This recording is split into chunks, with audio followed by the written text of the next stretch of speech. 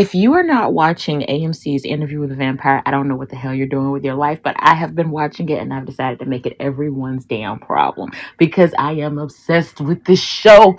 So if you have not seen it, I am going to give you a recap of every episode so you understand how insane this show is. Episode 1 opens up with meeting Daniel Malloy, who is a journalist. He receives a set of tapes from an interview he did back in 1973 with a young man that was a vampire.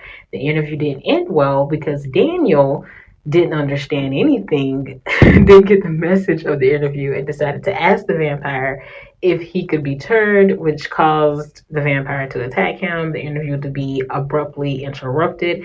And what you get now is the second interview after all those years, which is genius for them to set it up like this, being that it's an adaptation. This is set up as a second interview from the first interview. So something completely new and separate with more nuance to it. And this is where you start getting into meeting our main protagonist, Louis Dupont du Lac, the vampire. And he begins to tell the story of how he came to be this vampire by starting out by explaining who he was in his human life, where he was at in 1910 when this all happened, and how it went about. Louis Dupont du Lac, okay? The protagonist in this story. Louis descends from a family that once had an extremely wealthy plantation, but now, thanks to Jim Crow, his family is not able to stay in the sugar business they were once in. So he ends up becoming a pimp. And Jacob Anderson, his acting, he pulls this off, though his swag, the suits, he pulls it off very well. So he's a pimp. One night, and while he's taking care of his girls and his madams and so forth, all that good stuff, his brother, who is extremely religious, is on the street trying to bring the word of Jesus to people to stop them from hooking. And because he has to show just how tough he is on this really tough street, he pulls a knife out on his brother, threatens to bleed him like a cochon, bruh. Okay, I think that's how he says it. Anywho, this moment attracts the attention of a vampire by the name of Lestat de Liancourt. This was the moment that he was like, oh, I want that. He threatened to kill his brother. He's for me. This is my man, okay? And he also confirms that he was attracted to Louis' depression. Louis seemed depressed, and he said there was something so luminous about it. So ridiculous. Okay, anyway.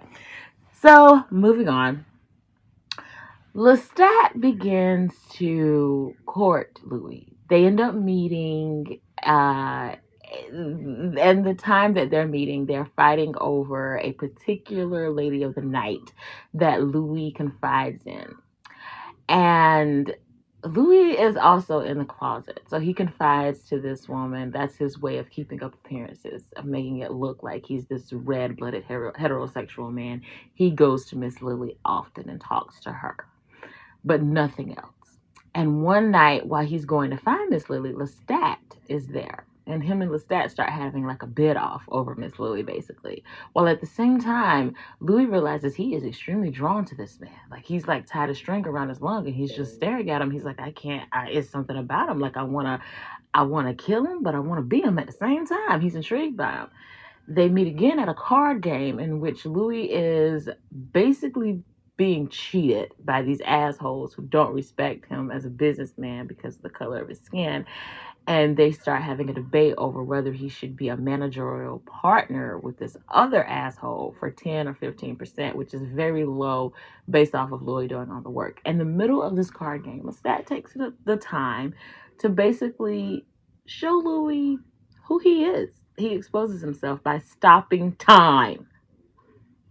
And Louis, this entire episode is hilarious. Like, he's truly, I have no words for it. He's so into Lestat that Lestat does things like this and it doesn't click in his brain.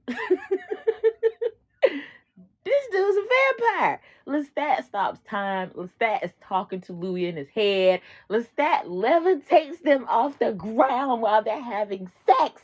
And his response to all of this is, He's French. He's just a French man, a French white man. You know, he got tricks. That's all. That's what he says. He says he's got tricks. That's all. Even Louis's brother, Paul, who was a little touched, tells Louis, the man told me in my head, talked to me, and said he was here to take souls. He's the devil. Louis's like, nah, he just got tricks. He just got tricks. He doesn't figure out that Lestat is a vampire until Lestat goes full vampire. It's such a good show, though. Okay, back to where we were. Okay, so Louis's brother unalives himself. And this sends Louis into a very, very dark depression.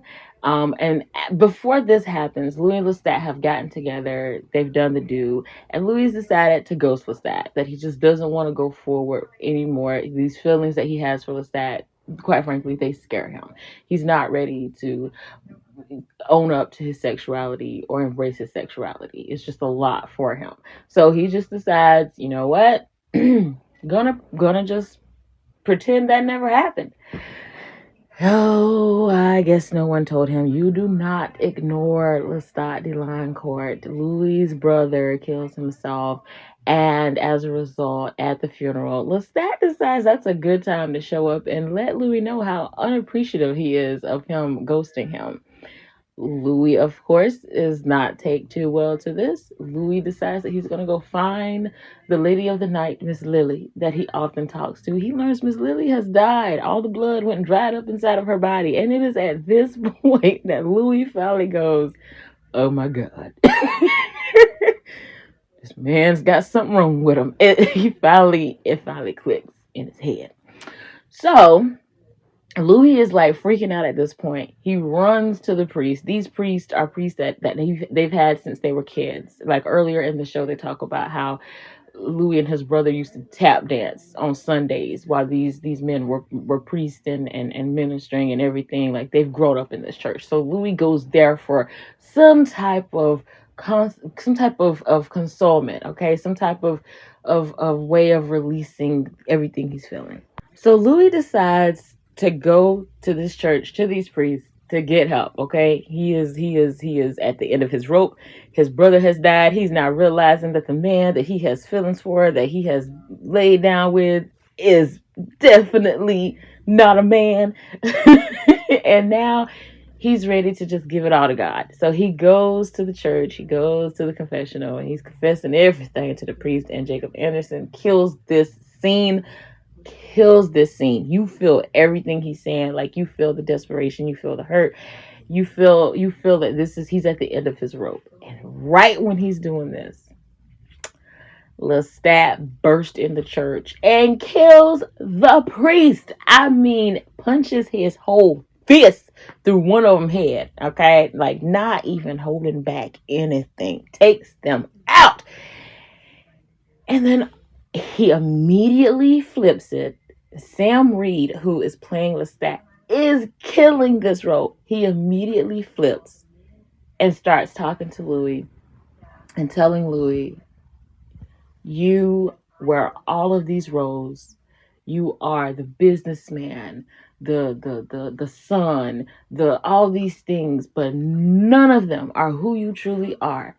And he begins to pitch to Louis that I can offer you a life where you can be free to be who you are, where none of that stuff will be a problem anymore. You can be yourself. I can fix everything. And I can love you. I send my love to you. You send it back to me. And this home we've barely had a glimpse of. No, it terrifies me too. And I'm telling you, as you're watching this whole thing play out, you're just getting sucked in.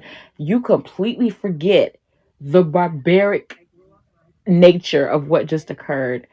And that's exactly what happens with Louis. And he accepts it. They kiss. It's like a marriage, like a dark, twisted, perverted, jacked up marriage that just occurred between them two. And they began their jacked up lives together. And you begin to realize that you need therapy because you're rooting for this every step of the way. There's so many red flags. This man isolated Louis as much as he could by taking away the people that Louis was turning to for any type of companionship. He then sought Louis out at Louis's most depressed moment and got him. It's just that definitely has issues, but I promise you, you root for them. Episodes 1 through 4. When we get to 5, we gonna talk about that. But episodes 1 through 4, you are going to root for this toxic, hot ass mess of a relationship, and I fucking love it. And if you have not been watching this show, get your head out of wherever it is and look at this. This thing, it's brilliant. It's so beautifully done. Of course, I didn't know justice the way I explained it, but it's brilliant.